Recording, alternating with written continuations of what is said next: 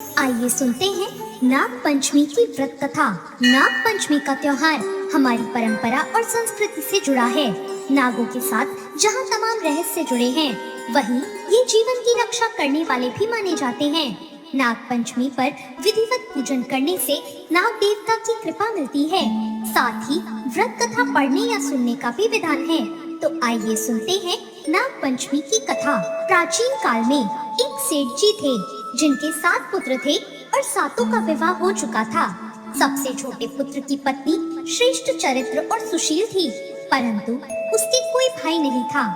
एक दिन उस घर की बड़ी बहू ने घर लीपने के लिए पीली मिट्टी लाने के लिए सभी बहुओं को साथ चलने को कहा, तो सभी एक साथ डलिया और खुरपी लेकर मिट्टी खोदने निकल पड़ी। जब बहुएं मिट्टी खोद रही थी, तब वहाँ एक सर्प निकला जिसे बड़ी बहू खुरपी से मारने लगी। यह देखकर छोटी बहू ने उसे रोका और कहा, इसे मत मारो, ये बेचारा निरपराध है। यह सुनकर बड़ी बहू ने उसे नहीं मारा। तब वो सांप एक और जाकर बैठ गया। तब छोटी बहू ने उस सर्प से कहा, तुम कहीं मत जाना, मैं अभी लौट कर आती हूँ। इतना कहकर वो सबके साथ मिट्टी लेकर घर चली गई और अपने कामकाज में फंसकर सर्प से किया वादा भूल गई। जब उसे दूसरे दिन वो बात याद आई, तो वो सर्प के लिए दूध लेकर उसी स्थान पर पहुंची। सर्प अभी भी उसी स्थान पर बैठा था, जिसे देखकर छोटी बहू ने बोला, सर्प भैया नमस्कार। सर्प ने कहा, तू मुझे भैया कह चुकी है, इसलिए तुझे छोड़ देता हूँ, नहीं तो झूठ बोलने के कारण मैं तुझे अब तक डस लेता। वो बोली, भैया मुझसे भूल हो गई, मैं उसकी क्षमा मांगती हूँ। तब सर्प बोला, अच्छा तू आज से मेरी बहन हुई और मैं तेरा भाई, जो मांगना चाहती है मांग ले। वो बोली, भैया मेरा तो कोई भाई नहीं था, अच्छा हुआ जो तुम मेरे भाई बन गए। फिर कुछ दिन बीत गए, सावन आया, सभी बहुएं अपने मायके जाने लगी। छोटी बहू के कोई नहीं था, इसलिए वो उदास हो गई। इतने में वो सांप मनुष्य का रूप रखकर उसके घर आया और बोला, मेरी बहन को भेज दो। सबने कहा, इसका तो कोई भाई नहीं है, फिर तुम कौन हो? वो बोला, मैं दूर के रिश्ते में इसका भाई लगता हूँ, बचपन में ही बाहर चला गया था। उसका विश्वास दिलाने पर परिवार लोगों ने उसकी बात मान ली और छोटी बहू को उसके साथ भेज दिया। उसने रास्ते में छोटी बहू से कहा, मैं वही सर्प हूँ, तेरा भाई, इसलिए तू डरना मत और जहाँ चलने में कठिनाई हो वहाँ मेरी पूंछ पकड़ लेना। छोटी बहू ने वैसा ही किया और इस प्रकार वो उस सांप के घर पहुँच गई। सांप के घर में धन ऐश्वर्य को देखकर वो चकित रह गई और इस तरह वो सांप के घर में रहने लगी। वहाँ सांप के छोटे छोटे बच्चे थे जो घंटी बजाने पर दूध पीने आ जाते थे। एक दिन सर्प की माता ने कहा, मैं काम से बाहर जा रही हूँ, तुम बच्चों को दूध ठंडा करके पिला देना। लेकिन उसे इस बात का ध्यान नहीं रहा कि दूध गर्म है और उसे लगा कि दूध ठंडा हो गया। उसने घंटी बजा दी और सभी बच्चे दूध पीने आ गए, जिससे उनका मुंह जल गया। यह देखकर सर्प की माता को बहुत गुस्सा आया, परंतु सर्प के समझाने पर वो चुप हो गई। तभी सर्प ने कहा, बहन अब तुमको घर जाना चाहिए। तभी सर्प और उसके घर वालों ने उसे बहुत सा सोना चांदी जवारात वस्त्र आभूषण देकर उसके घर पहुंचा दिया।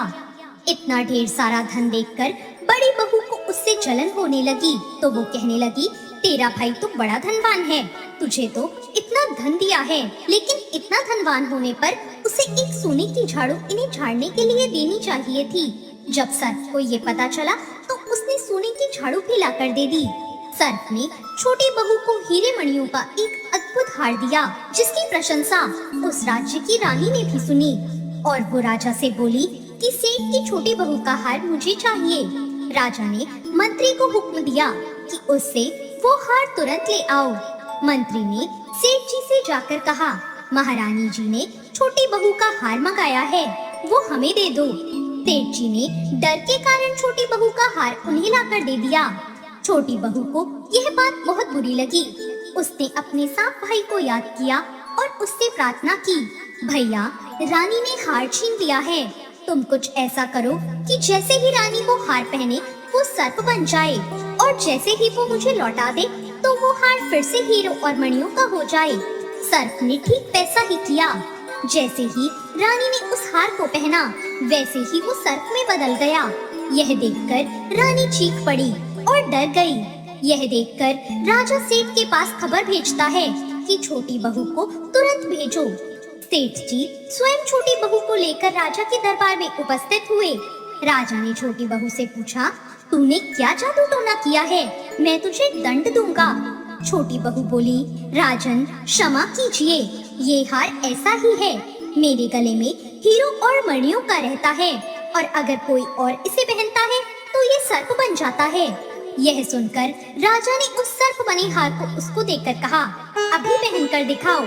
छोटी बहू ने जैसे ही वो हार पहना, वो हार हीरो और मणियों का हो गया। यह देखकर राजा प्रसन्न होकर उसे बहुत सी मुद्राएं देकर पुरस्कार सहित उसे विदा करता है। उसके धन को देखकर बड़ी बहू उससे ईर्ष्या करती है और वो अपने पति को सिखाती है कि पता नहीं छोटी बहू के पास इतना धन कहाँ से आया। यह सुनकर छोटी बहू के पति ने अपनी पत्नी को बुलाया और कहा, ठीक ठीक बता, ये धन कहाँ से आया है। तब वो दुखी होकर फिर से अपने भाई को याद करती है। उस समय सांप प्रकट हो जाता है और कहता है, यदि मेरी धर्म बहन के आचरण पर किसी ने संदेह किया तो मैं उसे खा जाऊंगा।